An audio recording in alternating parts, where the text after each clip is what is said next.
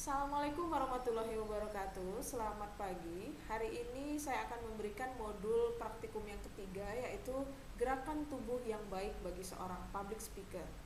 Nama saya Ilma Sakinah Tamsil, pengampu mata kuliah Praktikum Public Speaking IKM 53022P, Fakultas Ilmu Sosial Ilmu Politik Universitas Medan Area. Nah, ketika kita melakukan public speaking, nah, gerakan tubuh kita juga akan memberikan kontribusi dalam penyampaian pesan. Ketika kita melakukan public speaking, kita tidak hanya menyampaikan pesan-pesan verbal saja ataupun pesan-pesan yang disampaikan melalui oral atau melalui mulut, namun juga pesan-pesan nonverbal ini akan kita transfer bersamaan. Artinya, ketika kita melakukan komunikasi, terkadang pesan-pesan nonverbal kita lakukan melalui gerak tubuh untuk memperkuat pesan-pesan verbal tadi. Maka itu menjadi sebuah kebutuhan untuk memberikan warna dalam strategi berbicara agar mampu membantu penyampaian pesan kepada audiens terlihat lebih baik dan menarik perhatian audiens.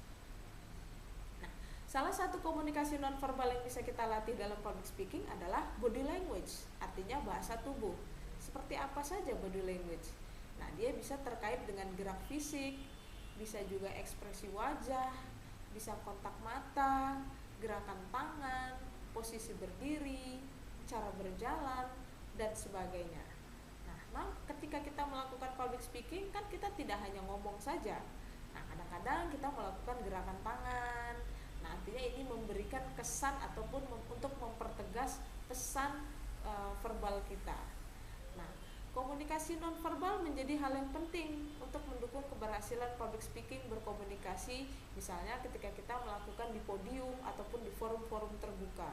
Misalnya kita ingin melakukan pidato, kan kita nggak hanya bisa harus berbicara saja ataupun dengan mempertegas dengan penggunaan kata, namun kadang-kadang ada gerakan yang kita ekspresikan, mungkin dengan gerakan tangan, mengangkat tangan. Sontak ini akan memberikan semangat kepada audiens. Begitu juga dengan contoh yang lain, misalnya facial expression.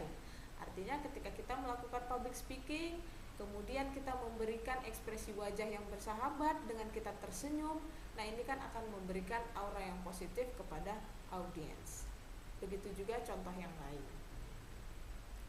Jadi di dalam public speaking, gerakan tubuh ini merupakan perangkat pendukung yang efektif. Nah, ini bisa membantu kita ketika kita melakukan presentasi di depan umum. Namun, perangkat-perangkat ini ataupun gerakan tubuh ini harus digunakan dengan tepat. Nah, jangan pula digunakan berlebihan. Nah, ini akan memberikan ataupun akan memberikan nilai yang kurang baik dari audiens. Ataupun ini juga bisa mengganggu performa audiens. Mengganggu performa kita di depan audiens. Maka gunakan gerakan yang seperlunya saja, artinya yang sesuai dengan kalimat yang kita berikan. Jangan memberikan gerakan yang tidak penting ataupun gerakan yang berlebihan.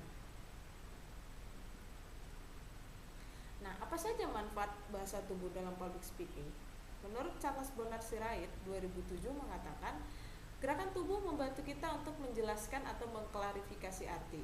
Jadi ini sudah saya berikan tadi definisinya, artinya ketika kita melakukan public speaking, kita mentransfer kata-kata namun diperjelas lagi dengan bahasa tubuh.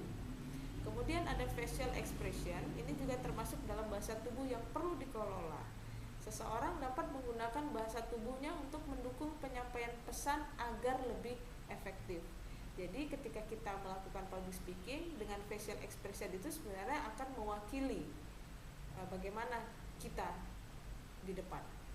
Kemudian gerakan tubuh mampu mengurangi demam panggung dan ketegangan saat berbicara. Nah, ketika melakukan public speaking rasanya aneh ya kalau kita cuma bisa berdiri tegak, kemudian kita mentransfer kata-kata ataupun kalimat kepada audiens.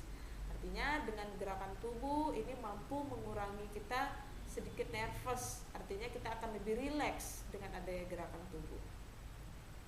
Nah, ketika melakukan public speaking, kita harus bisa membangun teknik nonverbal yang efektif. Nah, khusus di dalam public speaking, ketika kita berbicara di depan audiens, kita harus melakukan kontak mata. Artinya mata kita harus bisa menatap audiens. Nah, ada yang mengatakan mata adalah penyampaian pesan yang kuat. Bahkan ada sebuah kiasan yang menyatakan bahwa mata berkata yang sejujurnya.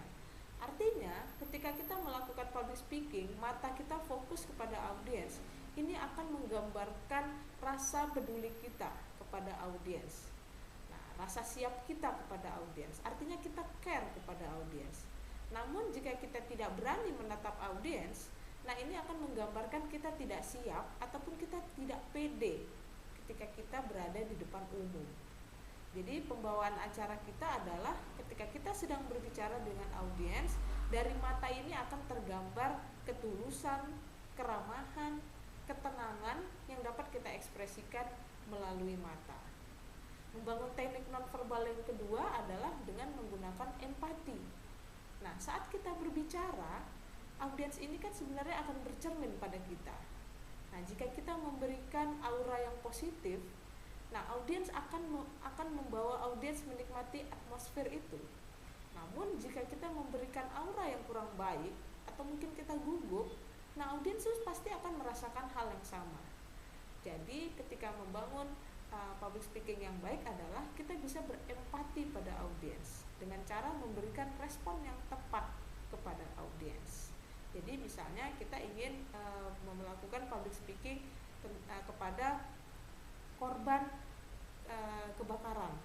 Nah, kita sedikit harus bisa berempati. Artinya kita bisa merasakan apa yang audiens rasakan.